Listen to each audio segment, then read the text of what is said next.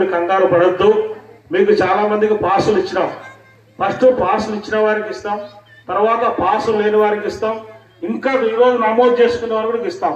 దాదాపు మేము 200 కిట్లు రెడీ చేసినాం తోఫా. ఈ 200 మంది నేను మ్యాక్సిమం నాకు కూడా 100 మంది కనపడంలే. ఇంకా అందరికి ఇస్తాం, మీరు తోసుకోవద్దు. పేర్ల ప్రకారం అన్న చేతుల మీద ఇస్తాడు, మేము కూడా ఇస్తాం. మీకోసం రాత్రి 10 గంటల వరకైనా ఉంటాం. ఈ రంజాన్ పండుగ పవిత్రంగా చేసుకోవాలి. మేము కూడా పేద కుటుంబం నుంచి వచ్చిన వారం కాబట్టి మా ఇంట్లో నిజంగా రంజాన్ పండుగ వస్తే 20 కేజీల పాయాసం పక్కింటిది వస్తుంది. ఎందుకంటే అంతా ముస్లిమ్స్, వాళ్ళకి ఆ ప్రేమ ఎక్కువ. కొంతమంది బీదోళ్ళు అయినా కూడా సేమియా పాయాసం తీసుకొచ్చిస్తారు.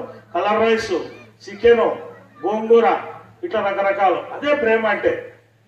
నీ వల్లే నీ పొరుగు వారిని ప్రేమించమని అన్ని పురాణాలు చెప్తున్నాయి, కానీ ప్రేమించాలి. అందుకే మేము కూడా కొంతమంది పేదవారు పండగ చేసుకోలేరు. ఈ స్లమ్ ఏరియా అని మేము దాదాపు 2018 నుంచి ఇంతవరకు మేము ప్రతి సంవత్సరం రంజాన్కు మేము తోఫా చీరల కంపెనీ కార్యక్రమం చేస్తున్నాం. దీనితో పాటు మేము క్రిస్టియన్స్ కూడా ప్రతి సంవత్సరం క్రిస్టమస్కి ఇస్తున్నాం. తీసుకునే వాళ్ళు చాలా మంది ఉన్నారు. అయితే మీరందరూ ప్రార్థన చేసినారు, అది నేను నమ్ముతా. పోయిన సంవత్సరము మీకు చెప్పాము, మాకు కుమారుడు కావాలి, మాకు మనవడు కావాలని చెప్తే చాలా మంది పాపం అక్కడనే ప్రార్థన చేసినారు.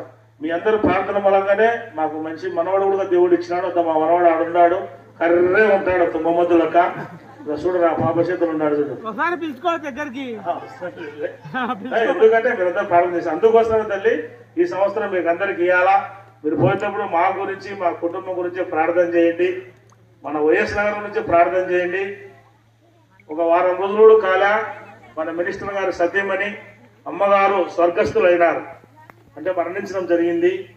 ఆమె ఆత్మకు పవిత్రమైన శాంతి కలగాలని మనం అందరూ 2 నిమిషాలు దువా చేద్దాం.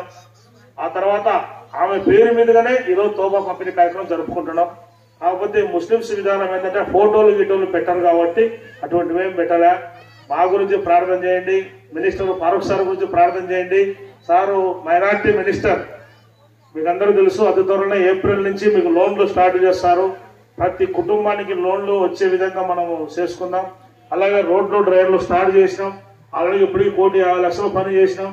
ఇంకా కూడా ఒక 2 కోట్లు కానీ మన గ్రామానికి, మన వార్డుకి ఇస్తాడు. మీరందరూ ప్రార్థన చేయండి. సార్కు మంచి ఆరోగ్యం ఉండని, మేము కూడా కష్టపడి నిధులు తీసుకొచ్చి సారు కొడుకుల ద్వారా మనం డెవలప్మెంట్ చేసుకుందామమ్మా. ఎవరు చాలా సంతోషం. తోసుకోకుండా సరే ఒక్కరోజు ఒక అర్ధగంట లేదుగా. మీరు అందరూ తెలుసు, మీరందరూ ఉపవాసం ఉన్నారు. పవిత్రమైన మాసంలో మీరందరూ ఉపవాసం ఉన్నారు నాకు తెలుసు. అర్ధగంటలో ముగిస్తాం. ఇదే మీటింగ్ ఏం కాదు. అన్న రాగానే 2 మాటలు అన్నతో గ్రీటింగ్స్ తెప్పించుకుని ఇచ్చేద్దాం. వాళ్ళు వచ్చిన తర్వాత అమ్మగారి గురించి 2 నిమిషాలు. పార్టీ ఇన్ఛార్జ్ అయినటువంటి బుగ్గరాముడు గారు ఏర్పాటు చేసినటువంటి ఈ రంజాన్ తోఫా కార్యక్రమానికి రావడం విలేకరులకు వైఎస్ నగర్ పట్టణ ప్రజల తరఫున వారికి నా యొక్క అభినందనలు తెలియజేసుకుంటున్నాం. అదేవిధంగా ఇక్కడ ఈ కార్యక్రమం అనేది మన బుగ్గరాముడు అన్నగారు ఏర్పాటు చేయడం చాలా సంతోషకరంగా ఉంది. తెలుగుదేశం పార్టీ గతంలో రంజాన్ తోఫా అనేది ఏర్పాటు చేశారు. కొన్ని అనివార్య కారణాల వల్ల ఈ యొక్క కార్యక్రమాన్ని పోస్ట్పోన్ కూడా చేయడం జరిగింది. కాకపోతే దాన్ని ఏ విధంగా ముందుకు నడపాలనేటువంటి ఉద్దేశంతో మన వార్డు ఇన్ఛార్జ్ అయినటువంటి ఏదో ఒక విధంగా మైనారిటీ ప్రజలకు, మైనారిటీ మహిళలకు తన వంతు సహకారంగా అండగా ఉండాలి, వారి కష్టాల్లో పాలు పంచుకోవాలి. ప్రతి పేదలు ఘనంగా ఈ యొక్క రంజాన్ పండుగను జరుపుకోవాలనేది ఆయన ఆకాంక్ష. ఆకాంక్షతోనే ఈరోజు తన సొంత నిధులతో ఆయన కూడా ఒక పేదరిక కుటుంబం, మధ్యతరగతి కుటుంబంలో నుంచి వచ్చి 10 మందికి సాయం చేయాలనేటువంటి ఒక దమ్ము, ధైర్యం. ఆయన కంటే కోటీశ్వరులు కూడా ఉన్నారు మన మధ్యలో. ఆయన కూడా ఇంత సాహసం చేసి మన కొరకు అండగా ఉండి మన కష్టాల్లో పాలు పంచుకొని మనకు ఏదో ఒక రూపంలో సహాయపడాలా, సహాయం చేయాలనేటువంటి ఉద్దేశంతో ఈ యొక్క కార్యక్రమాన్ని ఏర్పాటు చేయడం ఆనందదాయకంగా చెప్పుకోవాల్సినటువంటి అంశం. అదేవిధంగా రాజకీయంగా చాలా మంది కమలాసన్లు ఉన్నారు. ఊకే ఏదో వాడిని అడ్డం పెట్టుకొని ఈయన అడ్డం పెట్టుకొని ఏదో పపం గడుపుకోవాలి రాజకీయంగానే వస్తారు. కానీ బుగ్గరాముడు గారు తన సొంత నిధులతో సొంత చెమట, మీరు ఒకసారి వారి స్వగ్రామ వారి ఇంటికి పోతే రామడన్న గారి భార్య సతీమణి గారు, మా మహేష్ వాళ్ళ అందరూ పొలంలో పనిచేసి ఒడ్లు పండించి కష్టపడి రైతు, ఆయన కూడా రైతు, పొలం ఉన్నటువంటి రైతు, ఆ గ్రామంలో ఒక మోతుబరి అయినటువంటి రైతు, కష్టం విలువ తెలుసు, పేదవాళ్ళ కష్టాన్ని గుర్తించేటువంటి ఒక సంపన్న మేధావైనటువంటి వ్యక్తి.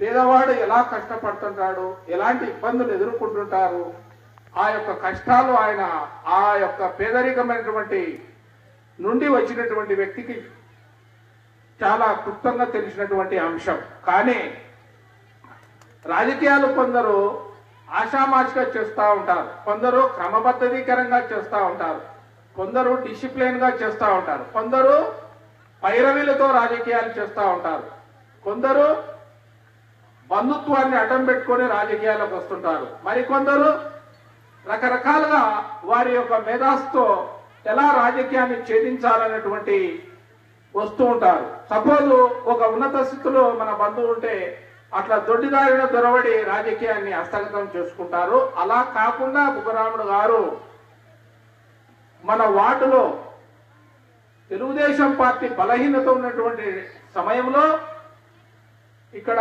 స్వగృహాన్ని నిర్మించుకొని ప్రజల్లో మమేకమై ప్రజల యొక్క అవసరాలు, కష్టాలు, సుఖాలు తెలుసుకొని నిరంతరంగా పోరాటం చేస్తూ ప్రభుత్వాల దృష్టికి ప్రజా సమస్యలు, వార్డు సమస్యలు, ఎదుర్కొన్నటువంటి సమస్యలను పార్టీ నాయకులకైతేనేమి, ప్రభుత్వ అధికారులతోనేమి వాళ్ళతో చర్చించి ఈ యొక్క వార్డు ప్రజల యొక్క సమస్యలను ఎప్పటికప్పుడు పరిష్కరించుకుంటూ ముందరకు తీసుకోబోతున్నటువంటి నాయకుడు మన 38వ వార్డు ఇన్ఛార్జి బుగ్గరాముడు గారు.